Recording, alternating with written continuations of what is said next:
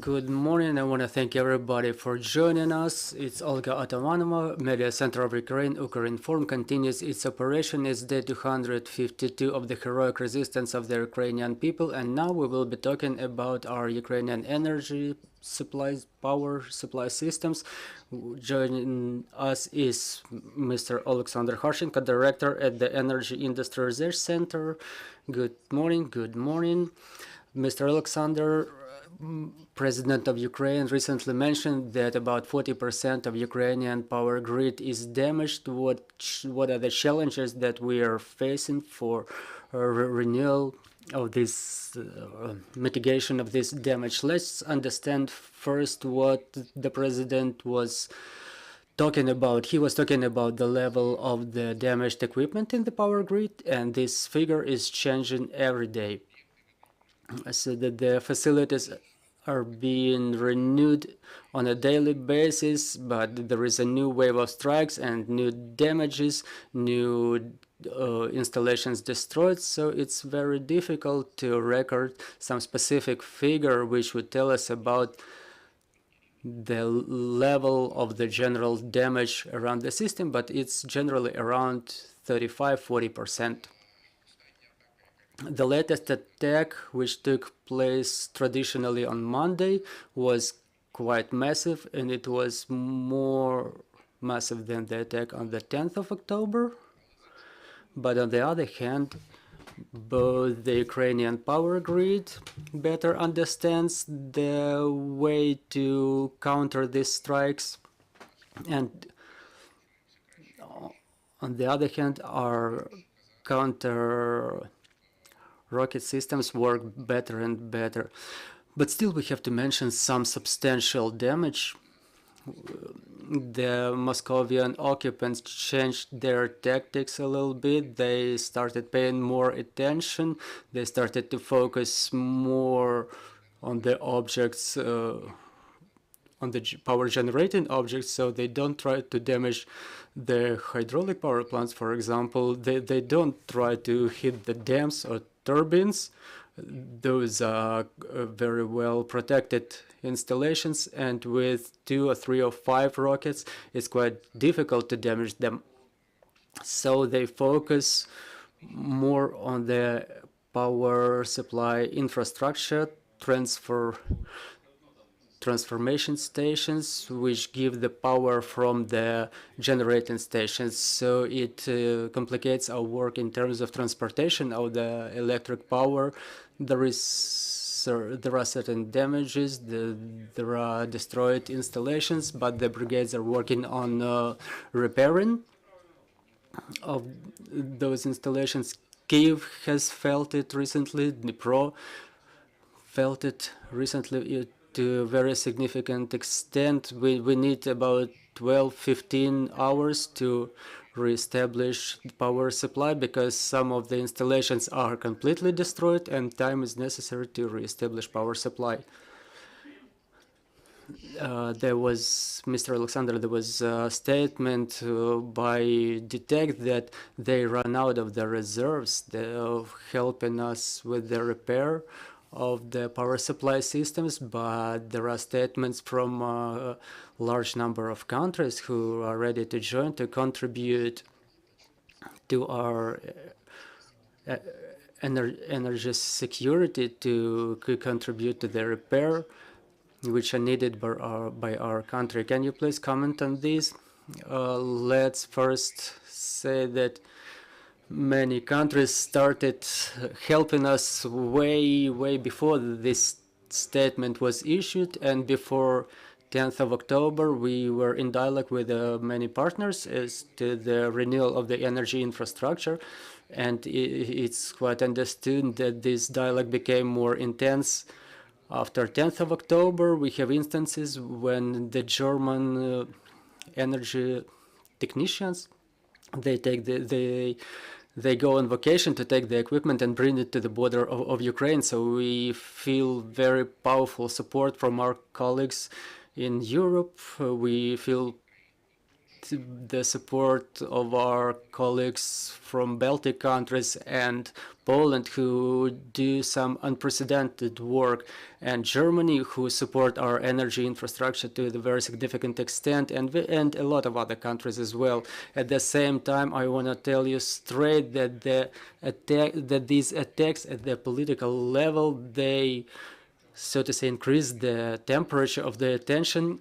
And the Commissioner for Energy, Kadri Simpson, visited Kyiv yesterday, and there were negotiations as to the support in the energy field. I know about the support of our colleagues from the United States and other European countries who come to Ukraine questioning what kind of help we need to and how quickly they can provide it. So it's a very active work, and we need to thank our partners. They don't just sit around and see what's going to see what's going on, but they try to the maximum extent reinforce Ukrainian power supply system. Yesterday we had a new term, energetic Rammstein. We heard it from the president. To what extent this energy Rammstein can work? To how quickly can we get help? Well, honestly, I will tell you, I'm not a fan of some great events under the situation when the work is going on a daily basis. The dialogue with all key energy supply companies and equipment manufacturing companies, the dialogue is in progress. It's technically complicated. Those are not political things. It's, for example, Ukraine uses 750 kilovolt lines. Those are powerful lines for transportation of power, and Europe doesn't use them. And Europe doesn't use some types of equipment, like the most powerful are 400 kilovolts, for example. So those types of equipment are necessary to be need to be negotiated with the colleagues from South Korea, for example, and this dialogue is very active. And this energy Rammstein, it exists already. It's not focused in some specific place like it was in the military base in Rammstein, but it's active and it's in progress, and it works. Another term used recently very frequently is blackout. Do we have a plan for these blackouts? What needs to be done by the state and by the citizens in these terms? Well, many people don't understand the term blackout. In English system of events, blackout is full power grid shutdown because it becomes uncontrollable, and the processes start that are out of control of the human personnel, and there are a lot of emergencies on the power generating equipment and energy transporting equipment. It's the breakdown of the frequencies, and it's a like consequence of different events when things go out of control. Our system is 100% controllable, and the shutdowns which happen, they have nothing to do with the blackout. It's just that journalists like this word. I understand them, but it's not blackout. It's intended shutdown. For example, when there is a strike on the certain piece of equipment, in certain area, it's the emergency shutdown. It's either an emergency shutdown or it's a controlled shutdown. When we fully understand, it's not like there is a plan B and plan C. It's the plan written down all the way to letter K. For example, we have a plan in case of strikes on different objects of the infrastructure, and those plans are known to the dispatchers who work on a daily basis, and part of the personnel, they work with their hands, and the other part of employees, they work on developing these type of plans, which we used in different areas in Ukraine where we are under threat of shutdowns for significant periods, but we were finding solutions and got those areas reconnected to the grid within like 5 to 6 hours. So the planning is in progress all the time, and the engineers and dispatchers, they squeeze maximum out of the system to make it controllable to the most extent possible with the shutdowns and repairing. Dear colleagues, your questions. Victoria Naknechna, Ukrinform, the military governor of Kyiv region, stated there might be a situation when Kyiv and Kyiv region may end up without power for like 2 weeks. How probable is this? You know, everything is probable when you have missiles flying at you in amount of 50 or 60 pieces. But I believe that at the level of the control that we have now with the horizon of 2 to 3 waves of attacks, I don't see such perspective. Some trader companies started testing the import of electric power from European Union, how it may improve the situation with power supply, or the problem is more on the side of the transportation system. Yes, we have issues with the transportation systems, but first of all, import in certain situations may be useful for the regions which are connected to the European grid. We have the import window, we have opportunity, we have these options of importing electric power. It's just that we did not request this previously, but in my opinion, in situation when rockets fly to the logistic energy generating centers, for example, like Pavlograd, where the vast majority of Ukrainian coal is being mined, I would look at this option of import to save coal, for example, because we have good reserves, but they are not fantastic. We have about 5 to 6 tons, and certain economy under conditions when we cannot forecast the development of events.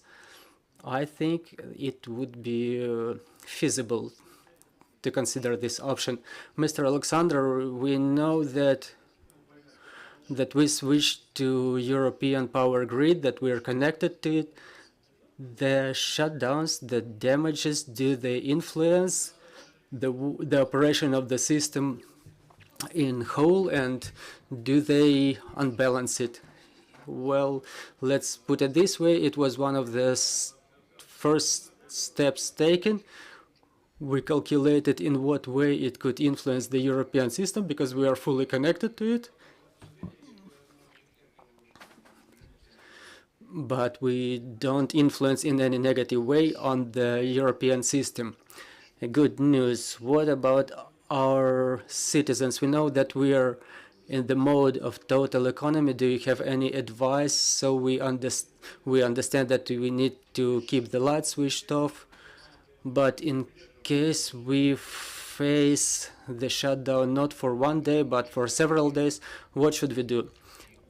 Honestly, in the situation when the long shutdowns are possible, specifically during the period of coming heating season,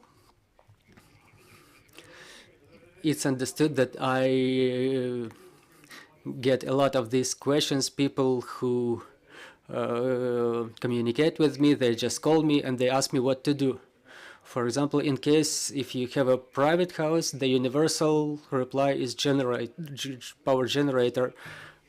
All the ideas about solar batteries, which won't help you in the night, and second, solar battery plus the battery when there is no sun and the weather is clouded. Under these conditions, when we have to recognize the prices for generators are speculative, still generators are cheaper of whatever type, diesel, gas generator, whatsoever. If you live in an apartment in a big city, the best option is like there's a lot of advertising now, but the universal solution is inverter 12 to 24, which enables you to take just a regular car battery, maybe 1, 2, depending on the number you would be able to procure, and you can get power from this battery more than from any UPS, and it's thrice cheaper than the combination bought at any epicenter or any other specialized store. Then, to be realistic, if for example, I personally live in a house and I had power generator before as the person who works in energy field, but in case of apartment, the solution is inverter with 1 or 2 power batteries, which can maintain your comfort for like 4 to 6 hours. Not like in terms of electric teapot or electric oven. Thank you for this advice. We have more questions. Of Sankei newspaper, Japan. One thing, are there any support offered by Japanese government or company after 10th of October? Really, we extremely appreciate support from Japanese government, because it was one of first government which sent own support to Ukrainian energy companies. And your embassy was extremely proactive, and I know that first support from foreign partners was from Japan and from Poland, technically. That's one more time thank you, and I know that Japanese government working for extended package to even to bigger support to our energy infrastructure. We really appreciate this position. Thank you very much. Thank you, Mr. Oleksandr. I will remind you, we had Oleksandr Kharchenko with you, the director of the Energy Research Institute. Our next briefing is at 1300. I will remind you, we will have the representatives of the expert council of the Ministry of Culture and Information Policy on overcoming of the consequences of Russification and totalitarianism. Bear with us. Glory to Ukraine.